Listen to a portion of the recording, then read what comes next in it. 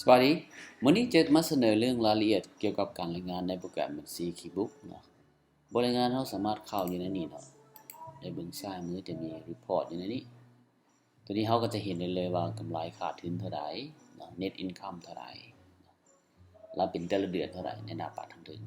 แต่ถ้าเราจะรู้รายละเอียดก็จะมีบทรายงานทั้งหมดอยู่ในนี้เนาะอันนี้ถือว่าเป็นรายงานทั้งหมดเลยที่มี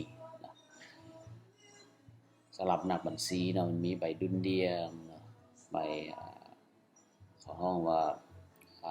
ธนาคารเงินแล้วก็ใบบัญชีทั่วไปแยกประเภททั่วไปเนาะแล้วก็บัญชีกระแสเงินสดเนาะบริงานกระแสเงินสด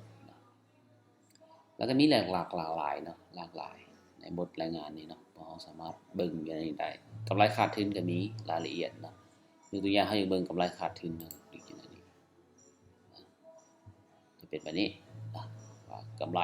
มีเท่าใดรายรับมีเท่าใดรายจ่ายต้นทุนเท่าใดรายจ่ายบริหารเท่าใด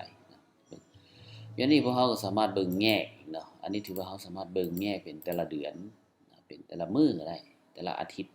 แต่ละไตรมาสสิหรือว่า30วัน60วัน90วัน360วันนะนี่แต่ละเดือนเดือนต่อไปค่ะคันนี้ตัวอย่างสมมุติเราอยากเบิ่งทั้งหมดเลยทุกวันที่เลยคลิกนี้แล้วอย่างนี้เราก็สามารถว่าให้แยกเป็นแต่ละคอลัมน์เป็นแต่ละมื้อบ่เป็นแต่ละอาทิตย์นะเป็นแต่ละผู้สนองเป็นแต่ละลูกค้าแต่ละปีละพนักงานอย่างเจ้าขายบ่สมมุติอย่างพนักงานผู้ใดขายได้ดียกตัวอย่างหรือว่าสถานที่ธุรกิจหรือว่ากลุ่มธุรกิจเนาะอันนี้ถือว่าเราสามารถหรือว่ากลุ่มผลิตภัณฑ์หรือว่าสินค้าที่เราขายหรือว่าการบริการที่ขายเราสามารถแยกได้ตัวนี้ตัวอย่างเป็นแต่ละสถานที่นะเราก็สามารถแยกได้